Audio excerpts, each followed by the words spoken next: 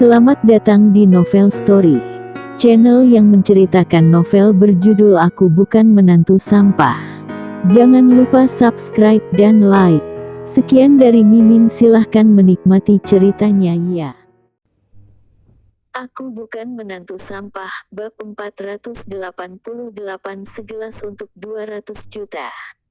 Talita dengan cemas mengikuti Lani ke dalam sebuah ruangan mewah. Dia pun mendapatkan beberapa pria yang sedang duduk mengelilingi meja bundar. Di antara orang-orang ini tidak ada Paman Kevin. Salah satunya adalah seorang pemuda berjas putih, di mana seluruh tubuhnya merupakan barang-barang bermerek. Orang-orang pun mengelilingi pemuda itu, bersulang sembari menyanjungnya. Suasana ini membuat Talita merasa ada yang tak beres. Ia pun langsung berkata, "Bu, kenapa Paman Kevin masih belum hadir? Aku keluar dulu ya, nanti aku akan masuk setelah Paman Kevin datang." "Semuanya sudah hadir, untuk apa kamu pergi?" Lani berusaha menarik tangan Talita, berjalan ke hadapan pria berjas putih itu, dengan ramah berkata, "Tuan Muda Fandi, ini adalah putriku Talita." Fandi menatap Talita, mengambil satu gelas campakne, menuangkan arak putih ke dalam gelas, tersenyum dan menyodorkan gelas tersebut padanya. "Atas pertemuan hari ini, izinkan aku bersulang denganmu." Lani segera mengambil gelas tersebut sambil tersenyum padanya. "Tuan Muda Fandi tidak perlu repot-repot, seharusnya kami yang bersulang denganmu."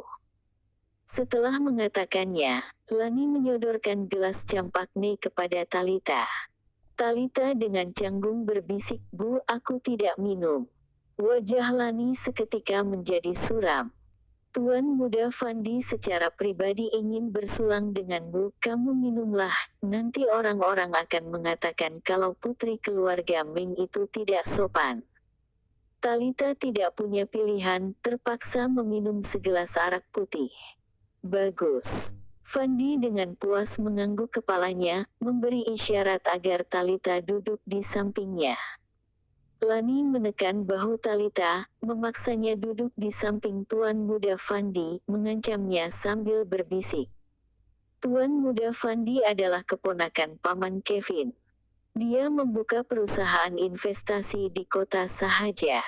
Ibu selalu meminjam uang dari Tuan Muda Fandi, makanya ibu dapat melunasi hutang rentenir kota Sahaja, jadi tolong jaga sikapmu, ya. Jika kamu membuatnya bahagia, aku mungkin saja tidak perlu membayar bunganya." Talita merasa jijik, tetapi di bawah ancaman ibunya, dia hanya bisa menahan diri, duduk terdiam, berharap bahwa Paman Kevin akan segera datang. Ketika Rocky pulang ke villa, ia tidak melihat Talita, jadi dia bertanya pada Dewi. Dewi pun terkejut dan berkata, "Talita tidak memberitahumu." Ibunya datang dari kota Sahaja, bilang bahwa seorang kenalannya mengadakan pesta makan di kota Gopo, makanya dia meminta Talita untuk pergi bersamanya.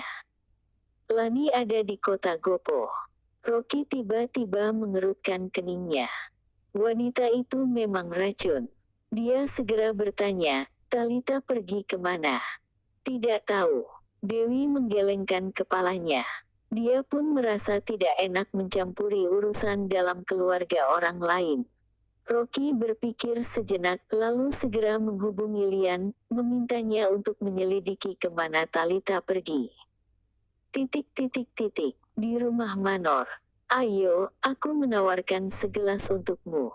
Fandi memegang segelas yang diisi penuh arak putih, menyodorkannya kepada Talita sambil tersenyum. Wajah Talita memerah dan dia sudah merasa agak mabuk. "Tuan Muda Fandi, aku sudah minum 4 gelas, aku tidak bisa minum lagi," balas Talita, menolaknya. Talita sebenarnya tidak bisa menahan minuman beralkohol. Dia sekarang sudah merasa pusing, seolah-olah dunia di sekitarnya sedang berputar. Jika dia meminum lagi, kemungkinan dirinya akan terjadi sesuatu. Wajah Fandi seketika berubah, senyuman di wajahnya pun menghilang. Kenapa? Kamu tidak ingin memberiku muka? Aku. Talita hendak berbicara. Lani pun tersenyum meminta maaf sambil menyelanya. Tuan Muda Fandi, gadis ini tentu tidak akan berani berbuat seperti itu, dia tentu harus meminum minuman yang Anda tawarkan. Setelah mengatakannya, wajahnya menjadi suram dan dia menegur Talita. Cepatlah minum. Bu, aku tidak bisa meminumnya lagi, kata Talita, menderita. Dia sudah minum 4 gelas arak putih, dan itu sudah mencapai batasnya. Jika kamu tidak meminumnya, aku tidak akan mengampunimu. Wajah Lani seketika berubah menjadi ganas. Fandi, yang berada di sebelah, tertawa terbahak-bahak dan berkata, bagaimana kalau begini saja, Nona Talita? Setiap kali kamu minum segelas aku akan mengurangi 200 juta dari hutang ibumu. Ini adalah kesepakatan yang bagus, bukan? Betul, ini bagus sekali. Lani seketika menjadi sangat gembira. Jika putrinya meminum segelas, hutangnya akan berkurang 200 juta. Jadi jika dia meminum 10 gelas, bukankah itu akan berkurang 2 miliar? Lani segera meraih Talita dan dengan galak berkata, kamu sekarang harus meminumnya, bahkan kalau kamu sudah tidak sanggup lagi, kamu harus memaksakan diri untuk minum. Bu. Talita dengan murka bangkit berdiri dan berkata, aku tidak akan meminumnya, aku mau pergi sekarang.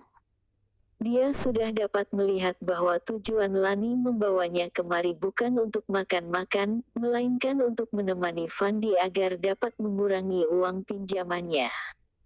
Sia-sia dia mempercayai Lani lagi, hanya karena dia adalah ibu kandungnya ini. Begitu melihat Talita akan pergi, Lani bangkit dengan murka, melayangkan tangannya, menamparkan wajahnya. Dasar anak tidak berbakti, sia-sia pengorbananku melahirkanmu. Wajah Talita terasa sakit dan panas. Ia, yang telah dipukul, seketika tidak dapat berdiri seimbang, terjatuh ke lantai. Dia memegang wajahnya yang terasa sakit, merasa marah sekaligus cemas. Air mata langsung mengalir di pipinya. Mengapa ibunya sendiri tega berulang kali menjualnya demi uang?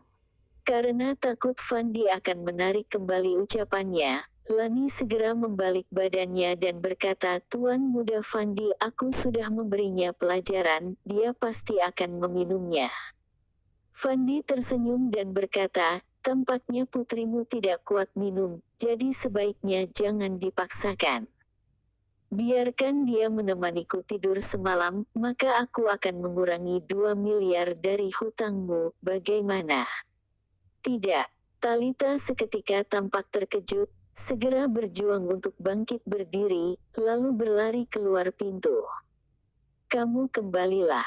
Lani, dengan tatapan tajam dan tangan gesit, langsung meraih Talita, mati-matian menahannya. Kemudian dia dengan penuh semangat berkata kepada Fandi. Tuan Muda Fandi, Anda harus menepati perkataan Anda, jika putriku menemani Anda tidur semalaman, maka Anda harus mengurangi 2 miliar dari hutangku. Ibu gila ya. Saking marahnya, Talita mati-matian memberontak. Hatinya pun sudah membeku. Di mata ibunya, hanya ada uang. Dia mengejarnya sampai ke kota Gopo, dan itu juga demi uang. Kamu adalah putriku, jadi kamu harus mendengar perkataanku. Lani dengan ganas mengatakannya pada Talita. Dia pun mengambil 1 gelas campakne dan memaksa Talita untuk meminumnya. Segelas minuman ini bernilai 200 juta, kamu harus meminumnya. Malam ini kamu harus melayani Tuan Muda Fandi dengan baik. Brak, pintu ruangannya tiba-tiba ditendang dan terbuka. Terdapat sebuah sosok yang masuk dengan santai. Fandi menjadi murka, bangkit berdiri dan menatap sosok itu dengan tatapan ganas. Ketika melihat orang itu mengenakan pakaian biasa, dia segera berteriak, "Siapa kamu? Keluarlah dari sini." Ketika Lani mendongak, sekujur tubuhnya tiba-tiba membeku, merinding secara tak sadar. Rocky, bagaimana kamu bisa menemukan tempat ini?" "Kakak Rocky." Talita tampak terkejut sekaligus bahagia, ia pun tak dapat mendeskripsikan perasaannya.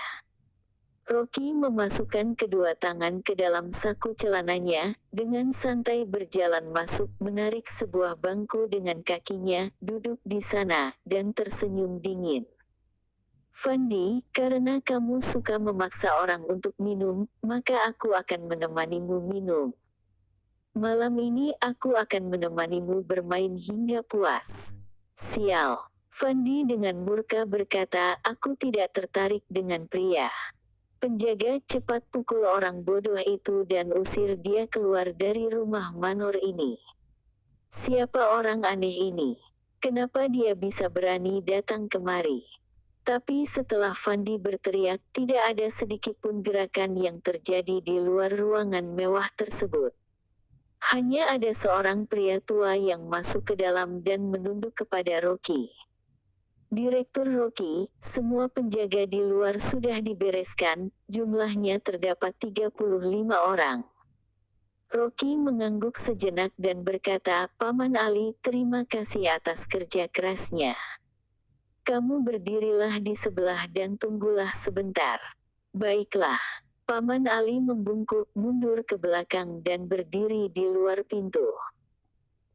Terima kasih telah menonton, jangan lupa like, komen dan subscribe ya teman-teman agar saya semangat melanjutkan novel ini. Jika ada yang kurang baik silahkan komen di bawah agar saya memperbaikinya. Sekian dan terima kasih ya.